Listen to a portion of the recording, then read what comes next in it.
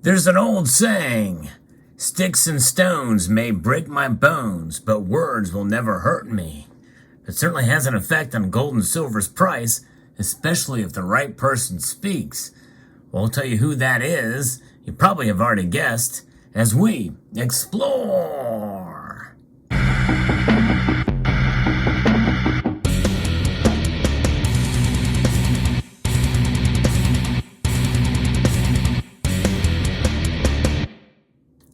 Yep, gold and silver are recovering today, and although we did see them drop fairly dramatically the last few days, this could be seen as a rebound and a corrective action. In fact, from earlier, we've got corrective action rebounds for gold and silver, according to one article here from Jim Wyckoff over at Kitco, modestly higher on mild upside corrections after hitting multi-week lows on Thursday. A weaker U.S. dollar index and firmer crude oil prices so far today have also been friendly to outside markets for the metals. Still, the gold and silver markets are in near-term technical trouble.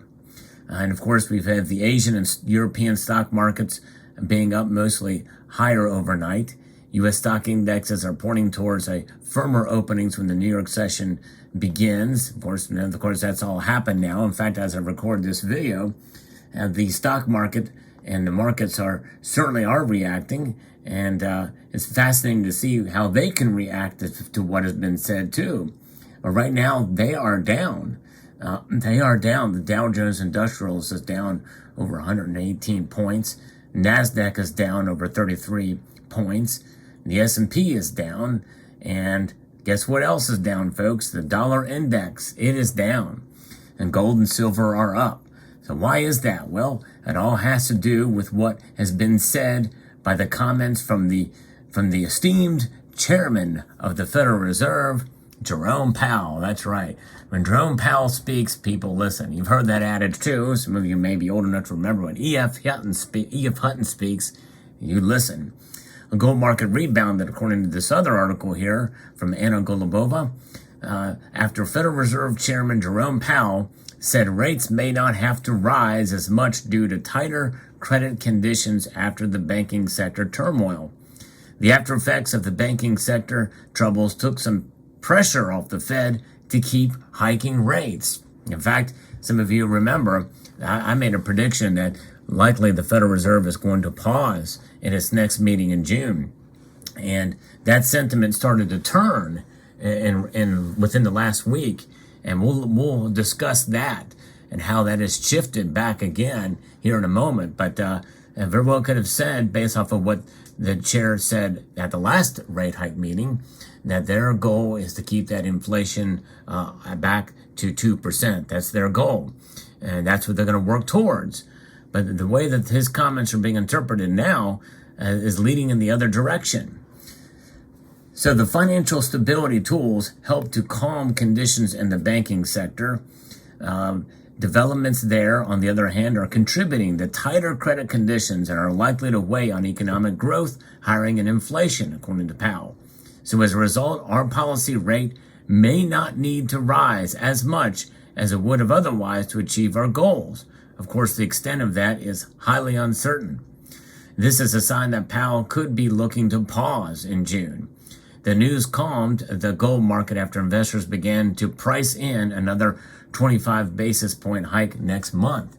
So the markets and where the sentiment was pricing in this rate hike. Now, he's saying here that the policy rate may not need to rise as much. What else is there other than 25 basis points and 50 basis points or 75 basis points or a full point rate hike or cut? What else is there? Those are the increments that we've come to know and either love or hate with regards to the Federal Reserve. Can they do a 1/10 of a percentage point rate hike? I don't know. I've not heard of that. But it'd be very interesting to see if they were to do something even smaller than a 25 basis point. Would it be a 15 basis point rate hike? He goes on to say that we've come a long way in policy tightening, and the stance of policy is restrictive, and we face uncertainty about the lagged effects of our tightening so far and about the extent of credit tightening from recent banking stresses, Powell said. Having come this far, we can afford to look at the data and the evolving outlook to make careful assessments. That's another, the sense that he very well may pause, at least for now. I don't think they're going to cut anytime soon, by the way. I'm with others that think that it's likely going to be next year if there's going to be a cut at all. But we'll see. At the May meeting, the Fed proceeded with its 10th consecutive rate hike, which brought the federal funds rate to a 5.25 range, the highest since mid-2007. In just over a year, the Fed raised rates by 5%. The next monetary policy meeting is scheduled from June 13th and 14th. So there's where we're at. And so I'm going to pause right there, pun intended, to talk a little bit about what gold and silver did today. And if you enjoy videos like this, I hope you will consider subscribing to the channel, pressing that thumbs up button down below, and maybe sharing this video with others. So gold, with moments before the markets close here, it's up almost a full percentage point, but not quite there. At up $18.50 as I record this video to $1,976.90. That's a pretty good uptick, I would say. Silver outperformed gold today. Yeah, that's pretty interesting to hear and see, and encouraging for silver. Today, it's trading as a hedge based off of the markets, not based off of industrial demand, that's for sure. It is up over 1.3% today, up over 30 cents to $23.91 as I record this video. But guess what? Platinum and palladium are also trading up too. Are they trading as commodities or as hedges? Platinum up over 1.2%, up 13. Palladium up over 3.4%, up $50 today. So rhodium is flatline. It's at $7,900 now. It keeps kind of getting hit. It got hit hard the other day. But nonetheless, there's where gold and silver are. It's pretty amazing to see. These markets are something else. But you know what? The metals themselves, no matter what happens to the price, we know the long-term prospects for gold and silver are good, at least good at being wealth preservation devices. And that's the optimal thing that we should hope for. Now, after Powell spoke, market expectations of a rate hike in June fell from nearly 50% to just 18.5%, according to the FME Federal Watch Tool. In fact, I'm going to go there now and take a look, because this is some interesting data here. When you look at that, what was it after, when I talked about it last time, this Fed Watch Tool, 1 week ago, there was a 84.5% probability that the Fed Reserve was going to pause in June, with only a 15.5% chance that they would raise rates. And a day ago, just yesterday, it was 64.4% chance that they would pause, and a 35.6% chance that they would raise rates. Now it's turned back to the other direction. It's almost back to where it was a week ago, with now an 83.8% chance that they're going to do nothing and pause rates where they're at, with a 16.2% chance that they may raise rates. So we shall see. That's how they're interpreting that information and his statements. When Powell speaks, gold and silver react, and they are reacting today.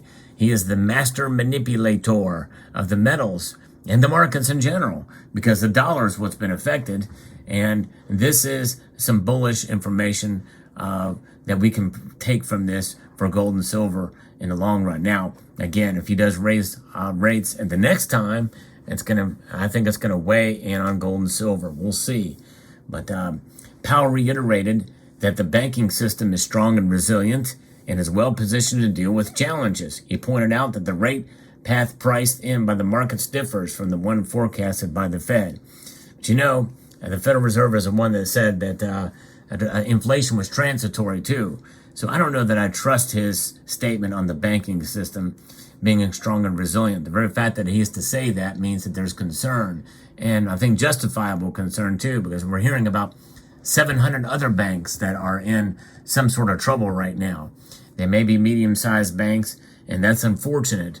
But nonetheless, it's concerning. It's concerning, especially what we've been seeing in the recent weeks.